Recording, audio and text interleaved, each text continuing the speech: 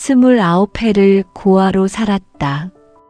부모 얼굴도 이름도 몰랐다. 고아원에서 자라 혼자 세상에 나왔다. 작은 원룸에서 하루하루 버텼다. 식당 알바, 편의점 야간 근무. 잠은 4시간도 채 못 잤다. 그게 내 인생의 전부인 줄 알았다. 그날도 평범한 하루였다. 퇴근길, 낯선 남자가 나를 불러 세웠다. 양복을 빳빳하게 차려입은 중년 남자. 그는 자신을 변호사라고 소개했다. 서윤아 씨 맞으시죠? 라고 물었다. 맞다고 했더니 그가 서류를 내밀었다. 유전자 검사 결과라고 했다. 심장이 이상하게 빠르게 뛰었다. 한성그룹 회장 한정호.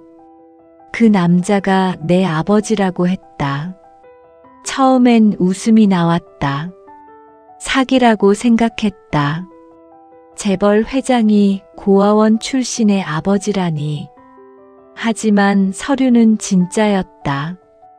10군데 넘게 확인했다. DNA 일치율 99.97%. 나는 한정호의 친딸이었다. 그날 밤 잠을 이룰 수 없었다. 머릿속이 하얗게 비어버렸다. 30년 가까이 나를 버린 남자. 왜 이제 와서 나를 찾는 걸까? 변호사가 말한 게 떠올랐다. 회장이 시한부 판정을 받았다고 했다. 남은 시간이 1년도 채 안 된다고. 죽기 전에 죄책감이라도 덜려는 건가. 역겨웠다. 분노가 온몸을 집어삼켰다. 울지 않았다. 울고 싶지 않았다. 대신 엄마 생각이 났다. 엄마는 내가 3살 때 죽었다고 들었다. 고아원 원장님이 그렇게 말했다. 병으로 죽었다고, 가난해서 치료를 못 받았다고. 그런데 진짜 그랬을까? 재벌 회장의 여자였는데 가난했다고? 뭔가 이상했다. 석연치 않은 구석이 너무 많았다. 나는 결심했다. 그 집에 들어가기로. 복수할 생각은 아니었다. 처음엔 그냥 진실이 알고 싶었다. 엄마가 왜 죽었는지, 왜 나는 버려져야 했는지. 변호사에게 연락했다. 회장을 만나겠다고 했다. 일주일 후 나는 한성그룹 저택 앞에 섰다. 대문이 천천히 열렸다.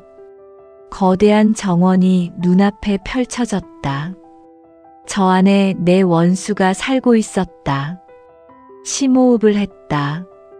발을 내딛었다. 내 인생이 완전히 바뀌는 순간이었다. 저택은 상상 이상으로 거대했다.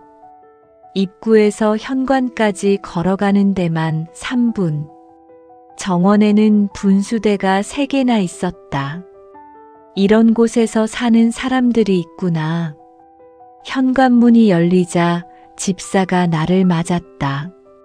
아버지가 기다리신다고 했다. 아버지라는 말이 낯설었다. 입안에서 그 단어가 굴러다녔다. 응접실로 안내받았다. 소파 하나가 내 원룸 월세보다 비싸 보였다.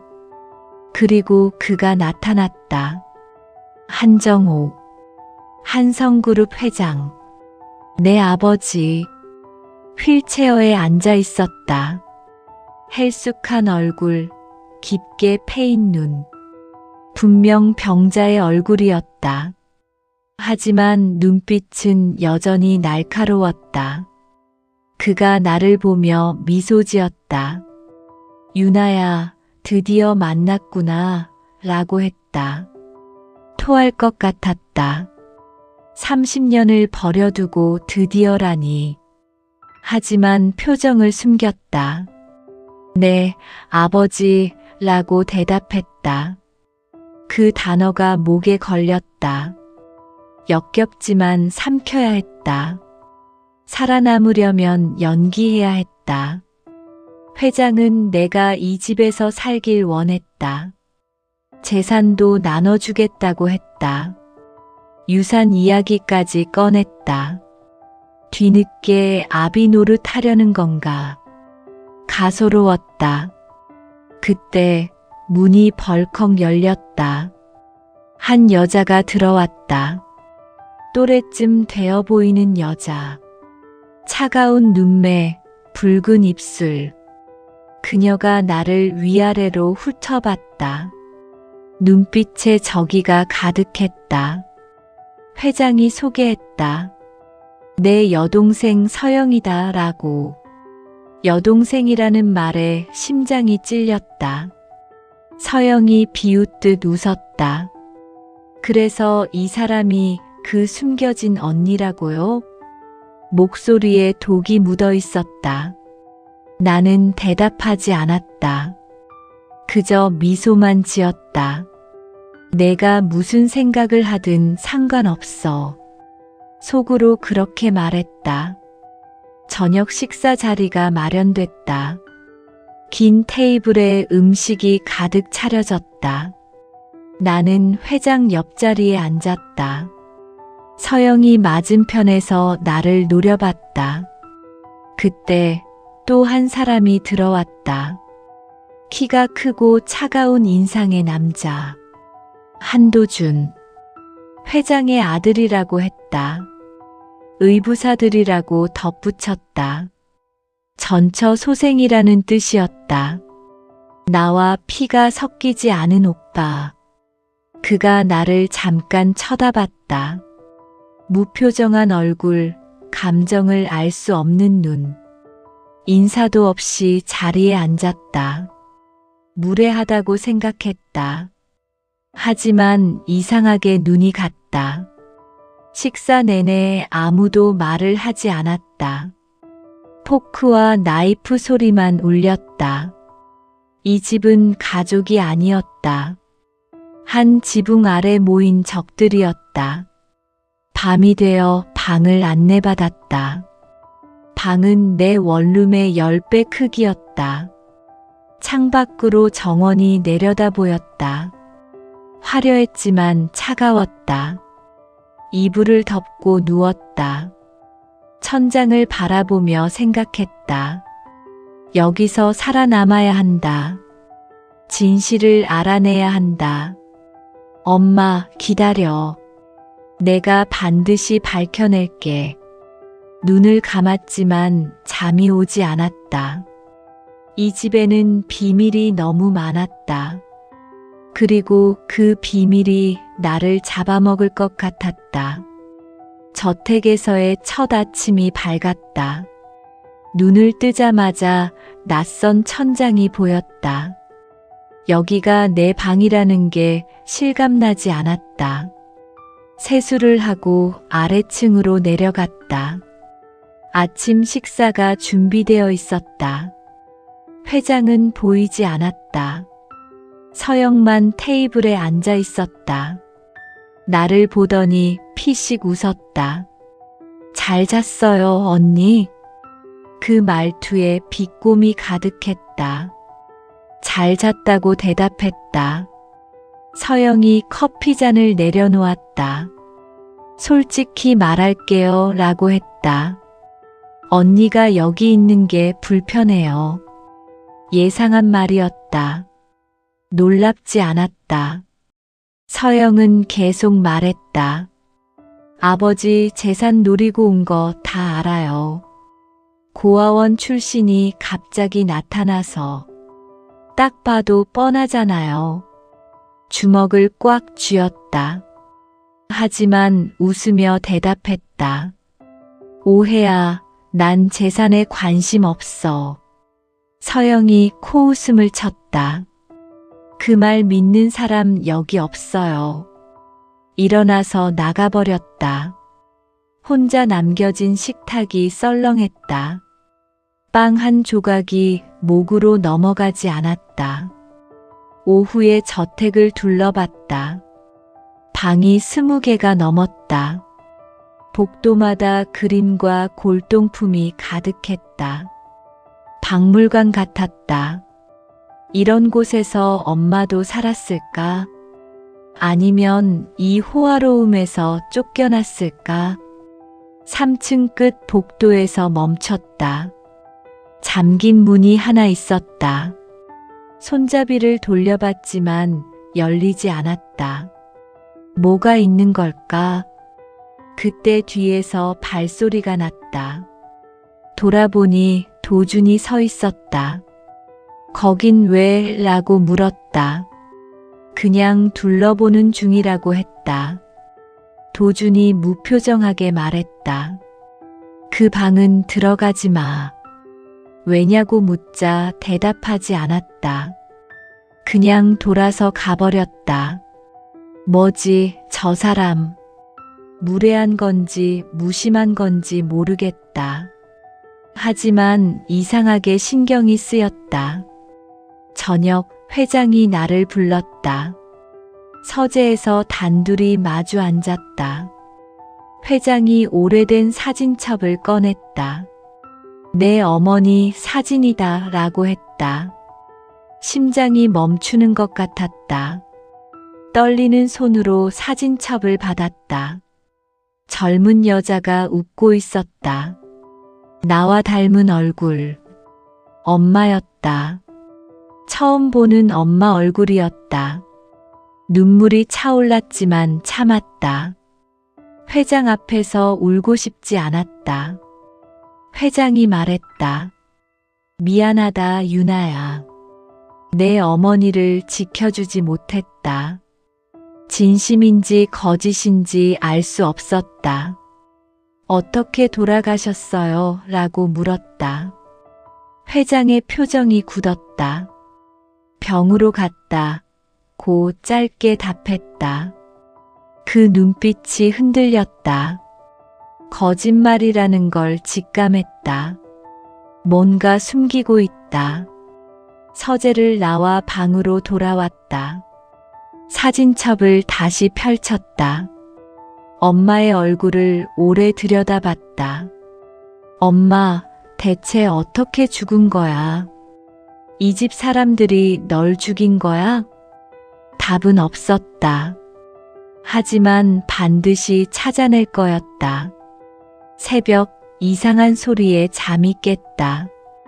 복도에서 발소리가 들렸다. 문을 살짝 열고 내다봤다. 서영이 3층으로 올라가고 있었다. 손에 뭔가 들려 있었다. 잠긴 그 방으로 가는 것 같았다. 심장이 빠르게 뛰었다. 저 방에 뭐가 있는 걸까? 며칠이 지났다. 서영은 계속 나를 감시했다. 어디를 가든 그녀의 눈이 따라왔다. 집안에 내 편은 없었다. 회장은 바빠서 자주 보지 못했다.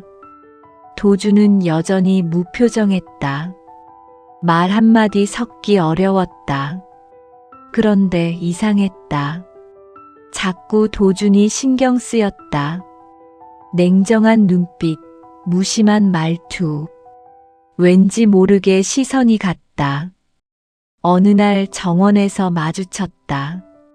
그는 벤치에 앉아 책을 읽고 있었다. 옆에 앉아도 되냐고 물었다. 그가 잠깐 나를 보더니 고개를 끄덕였다. 나란히 앉았다. 아무 말 없이 시간이 흘렀다. 이상하게 불편하지 않았다. 먼저 입을 열었다. 이 집 왜 이렇게 차가워? 도준이 책에서 눈을 떼지 않고 말했다. 원래 그래. 익숙해지면 편해질 거야. 익숙해지고 싶지 않다고 했다. 그제야 그가 나를 쳐다봤다. 그럼 왜 여기 왔어? 대답하지 못했다. 복수하러 왔다고 말할 수는 없었다. 도준이 다시 책을 봤다. 여긴 무덤이야. 살아있어도 죽은 것 같은 곳. 그 말이 가슴에 박혔다. 이 사람도 이 집에 갇혀 있구나. 그날 밤 잠이 오지 않았다. 도준 생각이 자꾸 났다.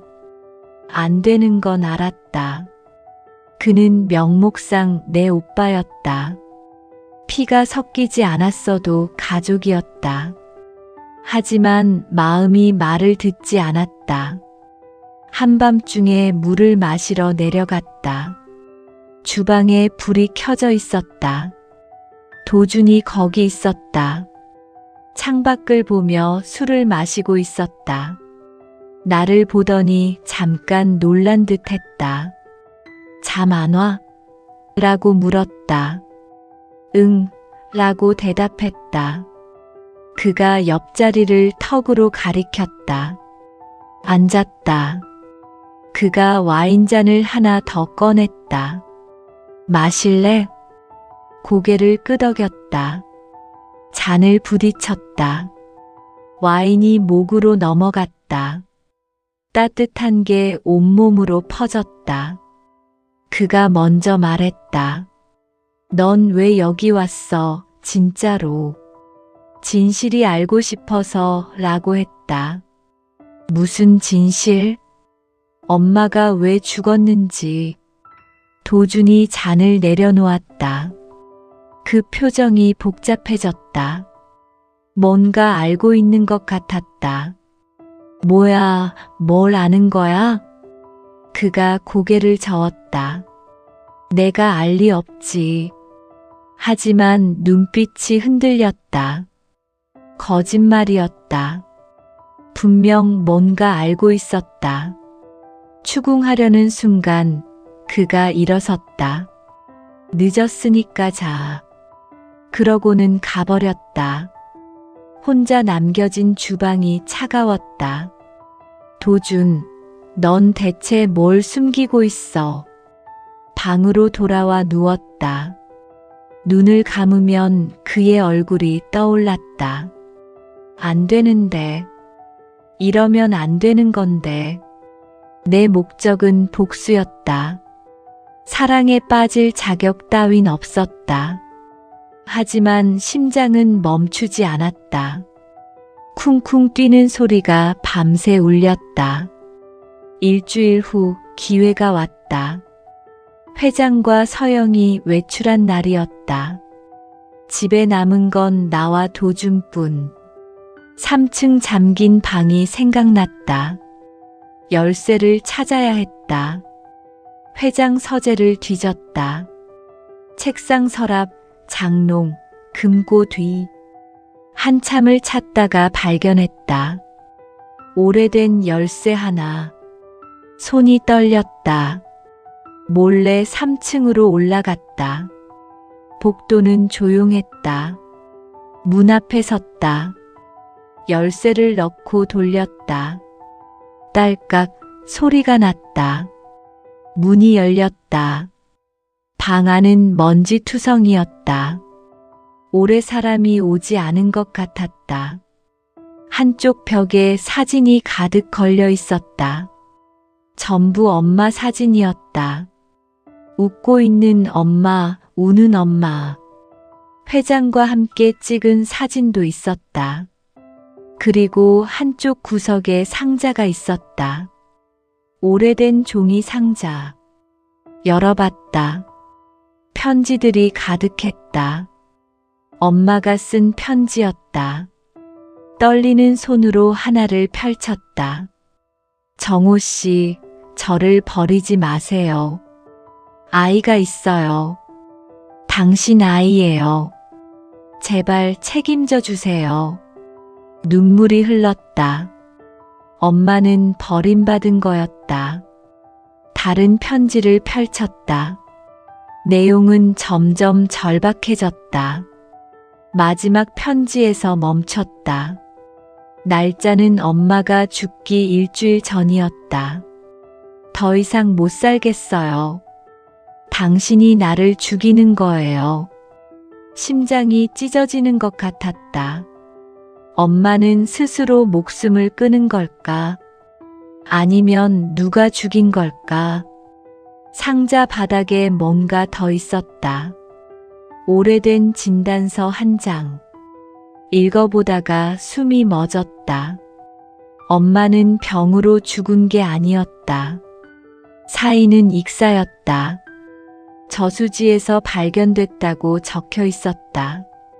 사고사로 처리됐다고. 거짓말이었다.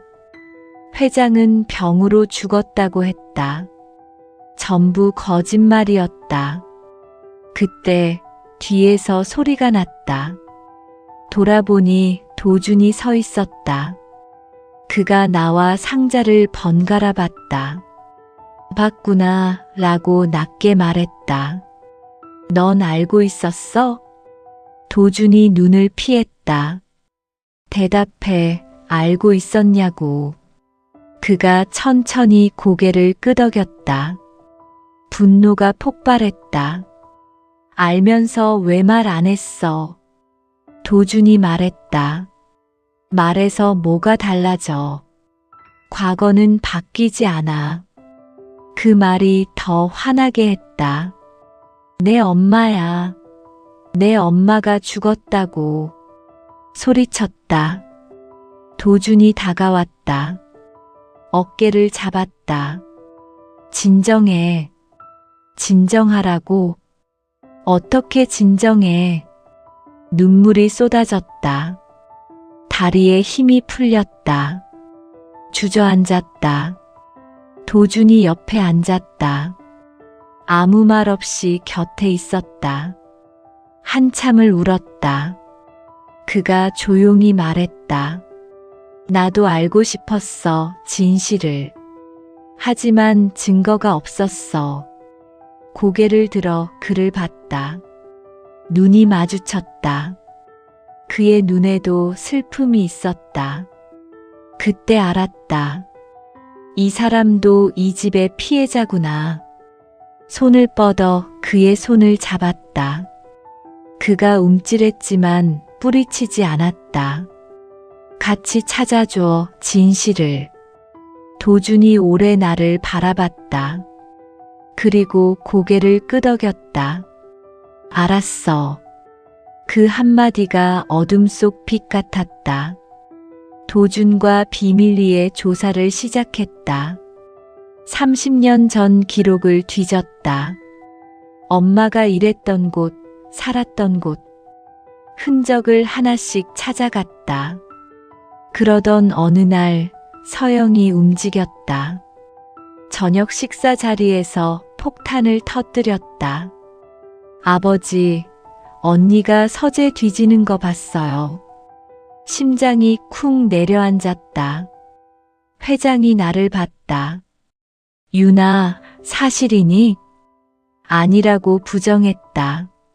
하지만 서영이 웃으며 증거를 꺼냈다. CCTV 영상이었다. 내가 서재 서랍을 뒤지는 장면. 변명할 수 없었다. 회장의 표정이 굳었다. 왜 그랬니? 대답하지 못했다. 진실을 알고 싶었다고 말할 수 없었다. 회장이 한숨을 쉬었다. 실망이다, 유나. 그 말이 비수가 되어 꽂혔다. 가소로웠다. 버린 사람이 실망이라니. 서영이 계속 몰아붙였다. 언니는 재산 때문에 온 거예요. 처음부터 수상했어요. 고아원 출신이 갑자기 나타나서 아버지 병 나으시면 바로 쫓겨날 테니까 그 전에 뭐라도 챙기려고 한 거죠. 분노가 치밀었다. 그게 무슨 소리야 라고 맞섰다. 서영이 코웃음 쳤다. 아니라면 왜 서재를 뒤졌는데요? 말문이 막혔다. 도준이 입을 열었다. 내가 시켰어. 모두의 시선이 도준에게 쏠렸다. 뭐라고? 회장이 물었다. 도준이 담담하게 말했다. 어머니 사진 찾아달라고 부탁했어요. 옛날 앨범이 서재에 있을 것 같아서. 거짓말이었다. 나를 감싸려는 거짓말. 왜 그러는 거야, 도준. 서영의 표정이 일그러졌다. 오빠, 지금 제 편 들어요? 도준이 차갑게 대답했다. 사실을 말하는 것뿐이야. 서영이 이를 갈았다. 식사 자리는 엉망이 됐다. 회장이 손을 들어 조용히 시켰다.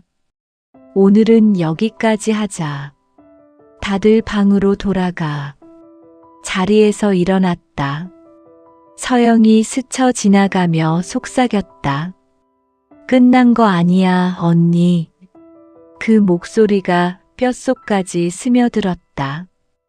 방에 돌아와 문을 닫았다. 다리에 힘이 풀렸다. 침대에 털썩 주저앉았다. 조금 있다가 노크 소리가 났다. 도준이었다. 괜찮아? 라고 물었다. 왜 거짓말했어? 라고 되물었다. 그냥 이라고 대답했다. 그냥이 뭐야? 도준이 잠깐 침묵했다. 내가 쫓겨나면 안 될 것 같아서. 심장이 두근거렸다. 왜? 그가 대답하지 않았다. 대신 나를 오래 바라봤다. 그 눈빛에 말로 못할 감정이 있었다. 도준, 설마. 그가 몸을 돌렸다. 늦었으니까 자. 그러고 가버렸다. 문이 닫히고 혼자 남았다. 가슴이 미친 듯이 뛰었다. 도준도 나를 좋아하는 걸까? 아니면 내 착각일까? 혼란스러웠다. 복수해야 하는데, 진실을 밝혀야 하는데, 사랑 따위에 빠지면 안 되는데, 하지만 마음은 이미 기울어 있었다. 창밖으로 달이 밝았다. 엄마, 나 어떻게 해야 해? 대답은 없었다. 결심했다. 회장에게 직접 대면하기로. 더 이상 숨바꼭질은 지쳤다. 아침에 회장 서재로 찾아갔다. 문을 두드리자 들어오라는 소리가 났다. 안으로 들어갔다. 회장이 서류를 보고 있었다. 무슨 일이니? 라고 물었다. 진단서를 테이블에 내려놓았다. 이게 뭐예요? 회장의 표정이 굳었다. 어디서 이걸? 대답해 주세요. 엄마는 병으로 죽은 게 아니잖아요. 회장이 침묵했다. 왜 거짓말하셨어요? 왜 저한테 숨기셨어요? 목소리가 떨렸다. 회장이 한숨을 길게 내쉬었다. 앉아라, 유나. 자리에 앉았다. 회장이 천천히 입을 열었다. 내 어머니는 내가 사랑한 여자였다. 하지만 집안에서 반대했어. 신분이 맞지 않는다고. 결국 헤어질 수밖에 없었어. 나중에 내가 태어난 걸 알았을 때 이미 난 다른 여자와 결혼한 뒤였다. 내 어머니는 절망했겠지. 그리고 그해 겨울 저수지에서 발견됐다. 손이 떨렸다. 그러니까 버린 거잖아요. 엄마를 버리고 저를 버리고. 그래서 엄마가 죽은 거잖아요. 소리쳤다. 회장이 눈을 감았다. 그래, 내 잘못이다. 평생 죄책감 속에 살았다. 죽기 전에 널 찾은 것도 용서받으려는 게 아니야. 그냥 내 얼굴이라도 보고 싶었어. 눈물이 흘렀다. 용서하라는 건가요? 그건 못해요. 엄마가 당신 때문에 죽었는데 어떻게 용서해요? 회장이 고개를 숙였다. 안다, 알아. 용서받을 자격 없는 것. 하지만 한 가지 알아둬라. 내 어머니 죽음엔 또 다른 사람이 관련되어 있다. 심장이 멈추는 것 같았다. 누구요? 회장이 나를 바라봤다. 내 전처, 도준의 어머니. 그녀가 내 어머니를 협박했어. 떠나지 않으면 가만두지 않겠다고. 세상이 흔들렸다.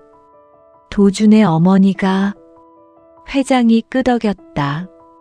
증거는 없지만 확신해. 그녀가 내 어머니를 몰아붙인 거야. 머리가 하얘졌다. 도준은 알아요? 모른다. 그리고 알 필요도 없어. 그 애는 죄가 없으니까. 서재를 나왔다. 다리가 후들거렸다. 복도 벽에 기대어 숨을 골랐다. 도준의 어머니.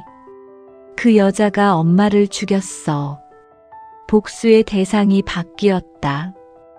하지만 그 여자는 이미 죽었다.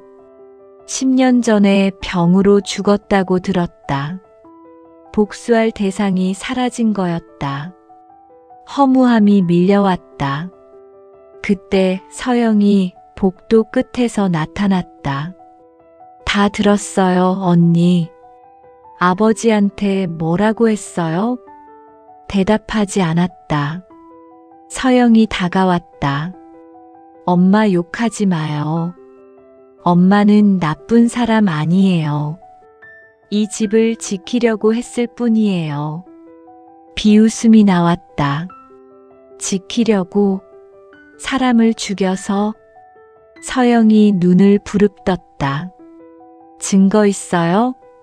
없으면 헛소리 하지 마요. 그리고 가버렸다. 혼자 남겨진 복도가 차가웠다. 그날 밤 도준을 찾아갔다. 그의 방문 앞에서 망설였다. 말해야 할까? 그의 어머니가 한 일을. 문을 두드렸다. 도준이 열어줬다. 무슨 일이야? 라고 물었다. 방 안으로 들어갔다. 할 말이 있어. 그의 침대 끝에 앉았다. 도준이 맞은편 의자에 앉았다. 오늘 회장님한테 들었어. 내 엄마 죽음에 대해서. 도준의 표정이 굳어졌다. 전부 말했다. 그의 어머니가 내 어머니를 협박한 것. 그 때문에 엄마가 죽었다는 것.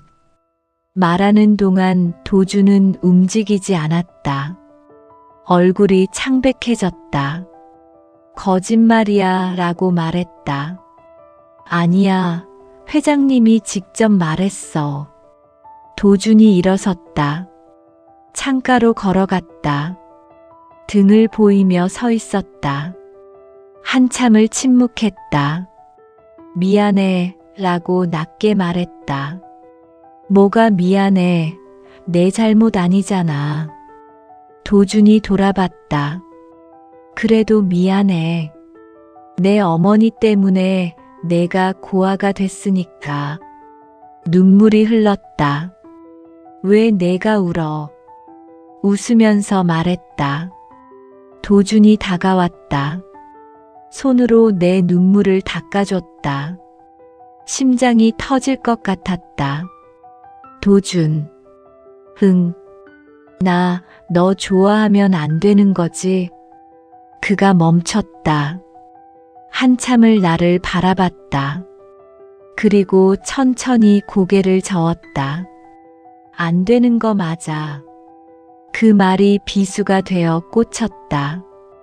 알아, 나도 알아. 근데 마음이 안 돼. 도준이 한숨을 쉬었다. 나도 그래. 심장이 뛰었다. 뭐라고? 그가 내 손을 잡았다. 나도 너 좋아해. 처음 봤을 때부터. 근데 우린 안 돼. 왜? 피가 안 섞였어도 남매야. 세상이 뭐라고 하겠어. 상관없어 라고 말했다. 나 이 집 나가면 남이야. 그땐 상관없잖아. 도준이 쓰게 웃었다. 그렇게 단순하지 않아. 단순하게 생각하면 안 돼? 그가 대답하지 못했다. 우린 서로를 바라보기만 했다. 그때 문이 벌컥 열렸다. 서영이 서 있었다. 둘이 손잡고 뭐해요? 심장이 쿵 내려앉았다. 서영이 비웃었다. 와, 진짜 막장이네. 남매끼리 사랑? 아버지가 알면 어떻게 될까? 도준이 서영에게 다가갔다. 아버지한테 말하지 마. 왜요? 비밀 지켜달라고요? 서영이 콧방귀를 뀌었다. 언니가 먼저 이 집 나가면 생각해 볼게요. 그러고 가버렸다. 침묵이 흘렀다. 도준이 내 손을 다시 잡았다. 걱정 마. 내가 어떻게든 할게. 그 말을 믿었다. 믿고 싶었다. 다음 날 회장이 쓰러졌다. 병이 급속도로 악화된 거였다. 병원으로 실려갔다. 서영은 아버지 곁을 지켰다. 나와 도준은 병원 복도에서 기다렸다. 의사가 나왔다. 표정이 어두웠다. 며칠 못 버틸 것 같습니다. 가족분들 마음에 준비하세요. 서영이 울음을 터뜨렸다. 나는 울지 못했다. 미워했던 사람이니까. 하지만 마음 한구석이 아팠다. 결국 아버지였으니까. 회장이 나를 불렀다. 병실에 들어갔다. 침대에 누운 회장은 너무 작아 보였다. 그가 손을 내밀었다. 잡았다. 손이 차가웠다. 유나야 라고 불렀다. 네. 미안하다. 제대로 아버지 노릇 못해서. 대답하지 못했다. 회장이 계속 말했다. 서영이한테 너무 엄하게 굴지 마라. 그 애도 불쌍한 애야. 엄마 일찍 잃고 아버지 눈치 보며 자랐어. 눈물이 났다. 죽어가는 사람이 남을 걱정하다니. 알겠어요 라고 대답했다. 회장이 미소 지었다. 고맙다. 그리고 눈을 감았다. 3일 후 회장이 세상을 떠났다. 장례식은 조용히 치러졌다. 많은 사람들이 왔다. 재계 인사, 정치인, 언론. 나는 구석에 서 있었다. 아직 내 존재가 알려지지 않아서. 장례식이 끝난 후 유언장이 공개됐다. 변호사가 읽어 내려갔다. 재산의 절반은 서영에게, 나머지 절반은 유나에게. 서영의 얼굴이 일그러졌다. 예상했겠지만 받아들이기 싫은 거겠지. 회장은 마지막으로 편지를 남겼다. 나에게 쓴 편지. 유나에게. 내 어머니를 사랑했다. 그리고 너를 늘 그리워했다. 용서받을 자격 없는 건 안다. 하지만 널 찾게 되어 다행이었다. 남은 인생 행복하게 살아라. 그게 아버지의 마지막 바람이다. 편지를 접었다. 눈물이 멈추지 않았다. 밉다고 생각했는데, 용서 못한다고 생각했는데, 왜 이렇게 슬픈 걸까? 도준이 옆에 왔다. 손을 잡아줬다. 괜찮아? 응, 괜찮아. 장례식장을 나섰다. 저택으로 돌아가는 차 안이었다. 서영이 먼저 입을 열었다. 언니, 미안해. 그동안 너무했어. 놀라서 그녀를 봤다. 서영의 눈이 빨갛게 충혈되어 있었다. 아버지 돌아가시니까 혼자 남은 것 같아서 무서워. 그 말에 마음이 흔들렸다. 나도 그랬으니까. 평생 혼자였으니까. 그 외로움을 알았다. 손을 내밀었다. 서영이 그 손을 잡았다. 앞으로 잘 지내자. 서영이 고개를 끄덕였다. 저택에 돌아왔다. 내 방에 들어가 창밖을 내다봤다. 정원에 해가 지고 있었다. 이제 어떻게 할까? 복수는 끝났다. 아니, 복수할 것도 없었다. 그냥 진실을 알게 된 것뿐. 엄마는 돌아오지 않는다. 아버지도 떠났다. 남은 건 나뿐이었다. 문을 두드리는 소리가 났다. 도준이었다. 방에 들어와 내 옆에 섰다. 뭐 생각해? 그냥. 이제 뭘 해야 하나? 도준이 웃었다. 살면 되지. 간단하네. 원래 간단한 거야. 복잡하게 만드는 건 우리고. 그 말이 맞았다. 도준이 내 손을 잡았다. 나랑 같이 나가자. 이 집에서. 뭐라고? 여기 있으면 계속 과거에 갇혀. 새로 시작하자. 심장이 뛰었다. 서영은? 걔도 이제 어른이야. 알아서 살 거야. 고민했다. 하지만 오래 걸리지 않았다. 고개를 끄덕였다. 좋아, 같이 나가자. 도준이 미소 지었다. 드물게 보는 환한 미소였다. 그 웃음이 예뻤다. 일주일 후 저택을 나섰다. 짐은 가방 하나뿐이었다. 왔을 때처럼 떠날 때도 가벼웠다. 대문 앞에서 뒤를 돌아봤다. 거대한 저택이 햇살 아래 서 있었다. 엄마, 나 이제 갈게. 더 이상 과거에 매달리지 않을게. 행복하게 살게. 그게 엄마가 바라는 거겠지? 도준이 기다리고 있었다. 손을 잡았다. 가자. 어디로? 아무데나. 웃으며 걸어 나갔다. 앞으로의 길이 보이지 않았다. 하지만 두렵지 않았다. 혼자가 아니니까. 내가 돌아온 이유. 이제 알 것 같았다. 과거를 묻고 새로 시작하기 위해. 그리고 사랑을 찾기 위해. 엄마, 이제 나도 행복해도 되는 거지? 바람이 불었다. 마치 대답처럼 따뜻하게.